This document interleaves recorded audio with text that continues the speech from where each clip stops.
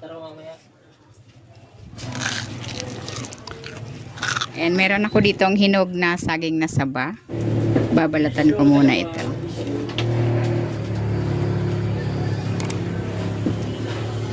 And then, hahatiin ko ito sa gitna. And then, magpapalaman ako dito ng sliced cheese. Ayan, ganyan lang. Uulitin ko lang ang proseso sa natitira pa nating saging.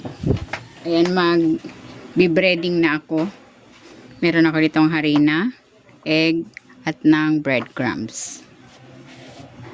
I-dredge ko muna itong saging dito sa flour. Then, saka ko ito i-dip dito sa egg.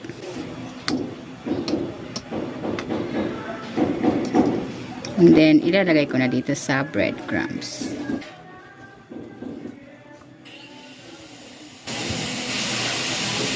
Ayan, ganito lang. Pwede na natin itong iprito. Ayan, nagpainit na ako ng mantika. Magpiprito na ako.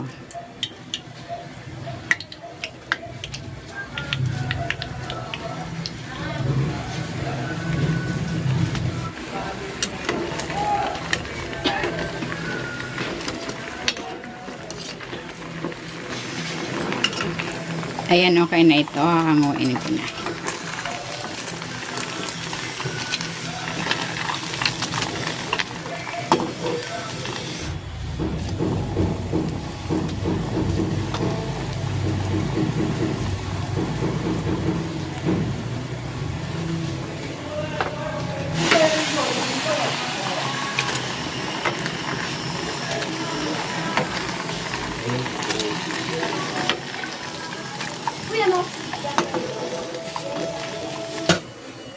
Ito na, ready na itong banana crunch with cheese.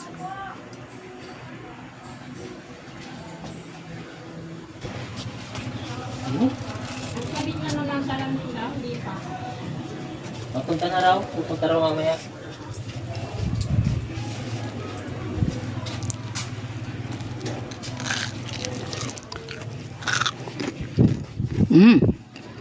Sarap.